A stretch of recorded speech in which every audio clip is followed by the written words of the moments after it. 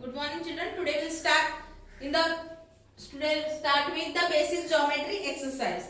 Before that we have learned about the basic things of geometry. तो क्या क्या पढ़ा था हम लोग ने? लाइंस और रेस, सेगमेंट्स, एंगल्स, ये सब पढ़ा था.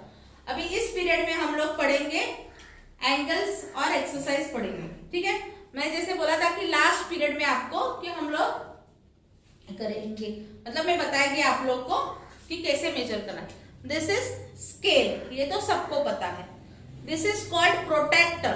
This is called protector. इसको डी बोलते हैं कोई कोई, लेकिन इसको डी नहीं बोलने का. इसको क्या बोलने का? प्रोटेक्टर ही बोलने का. इसको डी नहीं बोलना है.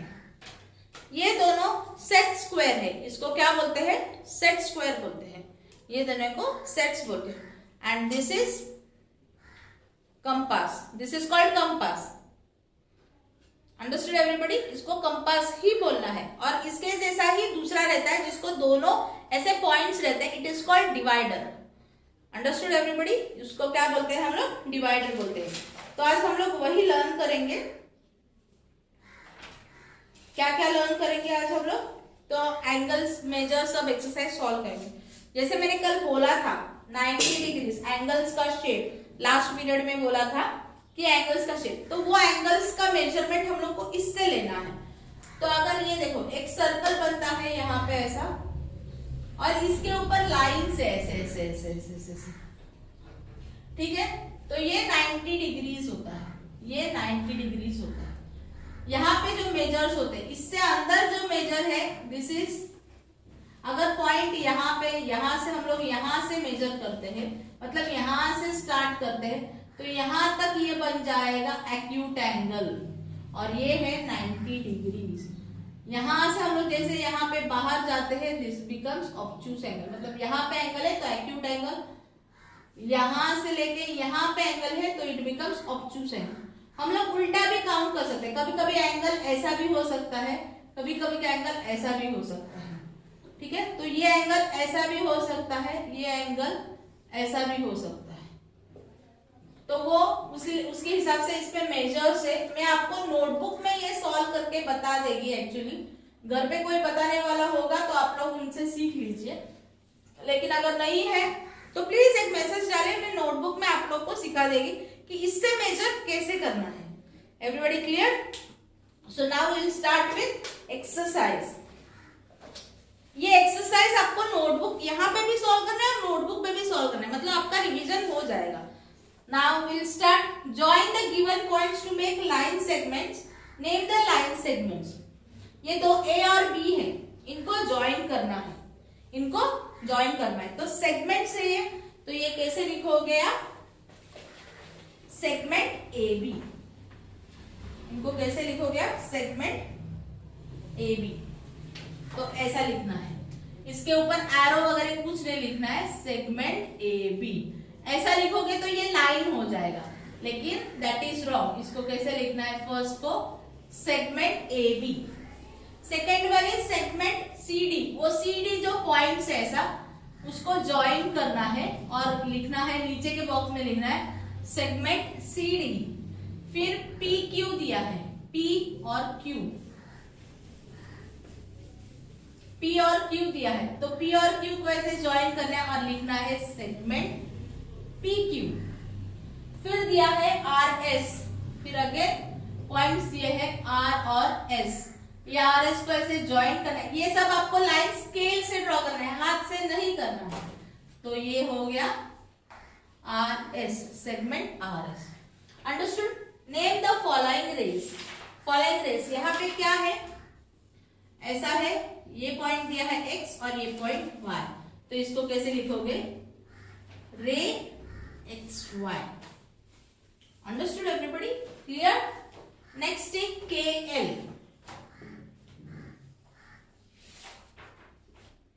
This is point K, this is point L. तो इसको नाम देना है रे KL. Everybody clear?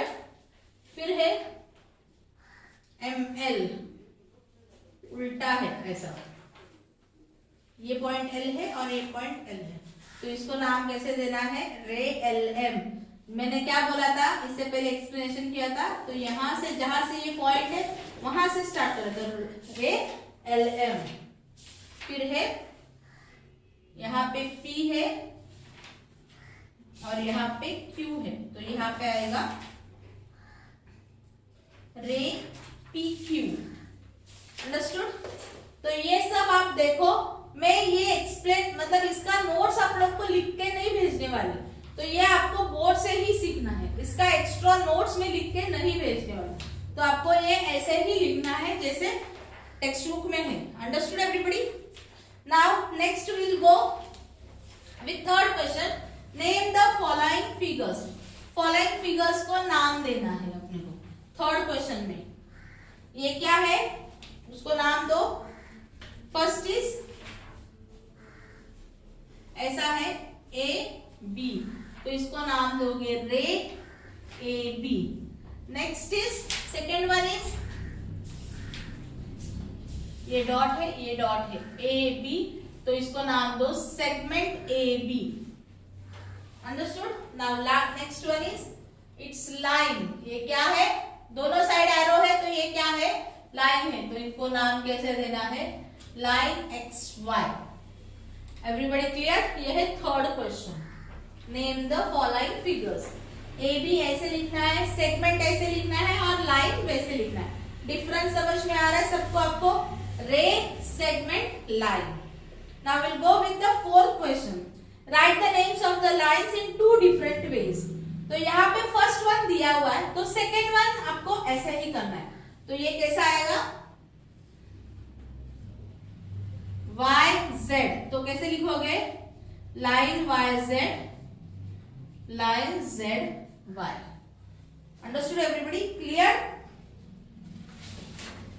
वैसे C और D आपको खुद करना है, मैं अभी C और D नहीं बोलती क्योंकि आपको सब स्पून फीडिंग सब आंसर्स मिल रहे हैं, तो आप लोग खुद कुछ मेहनत नहीं कर रहे हो।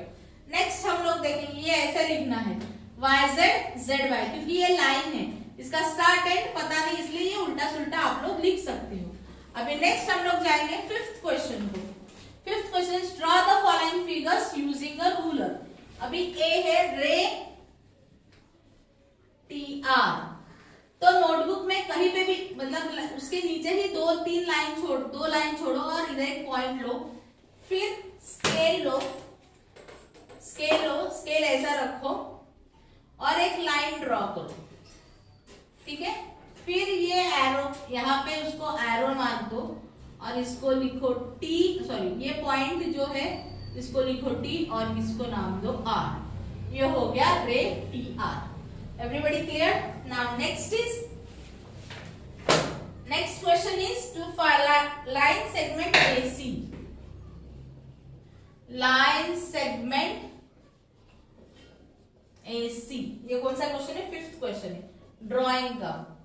तो स्केल लो, एक लाइन ड्रॉ कर दो, ऐसे छोड़ दो, ऐसे ऐसे करो, ये हो गया लाइन, इसको नाम दो AC। Understood everybody? This is line segment AC। Now next one is a vertical line. Vertical line मतलब क्या है?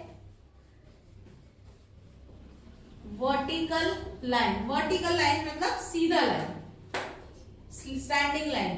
तो एक वर्टिकल लाइन निकाल दो, इसको एरोस निकाल दो ऐसे, यहाँ पे दो points low near by the arrows और उसको नाम दो AB।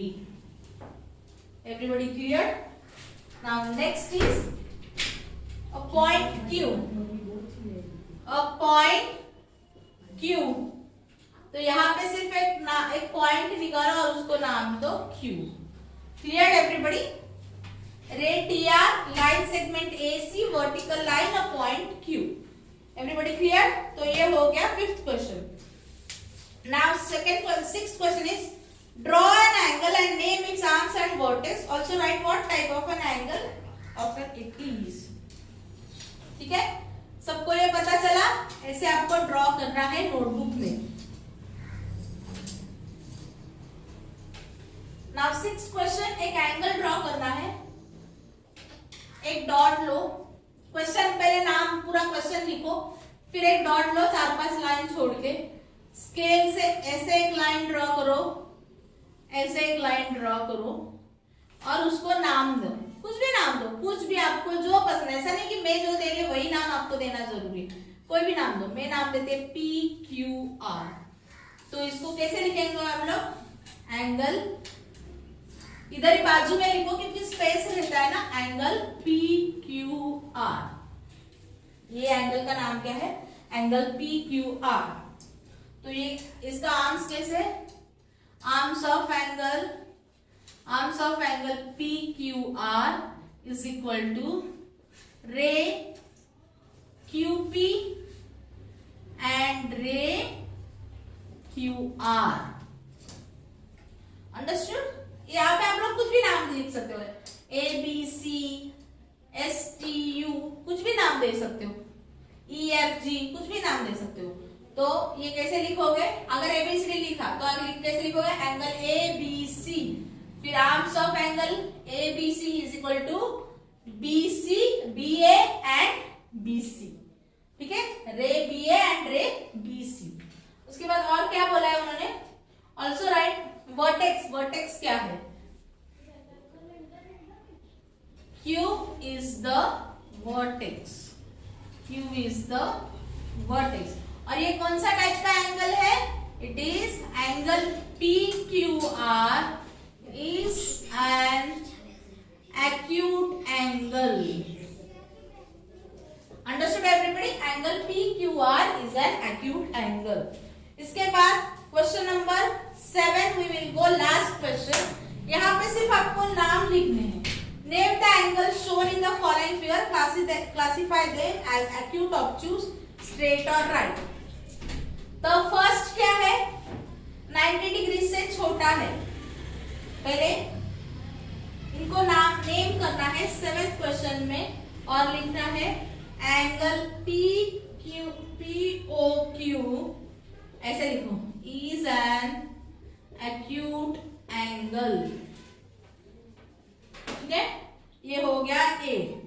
B1 कैसे लिखोगे, angle AED is a right angle। Understood? Question number C is, this one is obtuse angle, so we will write angle SOT is an obtuse angle। Now D question is, again it is a right angle। कभी भी याद रखो, right angle और ऐसे angles या ऐसे angles होंगे। Right angle का ये जो एंगल है ना, उससे पता चलेगा ये एकदम स्ट्रेट होगा, मतलब ऐसा होगा, बाकी एंगल्स का ऐसा होगा। तो ये ऐसा होगा ना, कॉर्नर आया होगा तो उससे पता चलेगा, और ये कर्व्ड होगा, कॉर्नर आया इसका मतलब वो राइट एंगल है। ये सब चीजें याद रखो। तो यहाँ पे भी देखो फिगर में आपको यहाँ पे जो दिया है अंदर, और हमेशा अंदर ऐसे लिखने का, ऐसे, क्लियर। तो यहाँ पे एंगल क्या आएगा, angle KLM is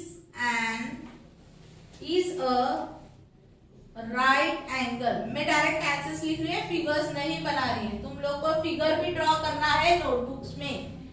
now E1 is angle XYZ is an acute angle, is an acute angle, and last one is angle PQR is a straight angle।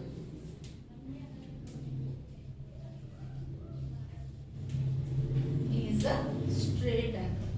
Everybody understood? आपको ये क्वेश्चन नंबर 7 के figures जितने भी है सबके figures आपको draw करना ही करना है। Everybody clear? तो ये आपको नोटबुक में सब सॉल्व करना है। अंडरस्टूड? आज हम लोगों ने लेसन नंबर 12 कंप्लीट कर दिया। ये पूरा करेक्शन करके एग्जाम के बाद करेक्शन के लिए लाना है, अभी करेक्शन के लिए लाना है। और कुछ भी डाउट है तो स्कूल में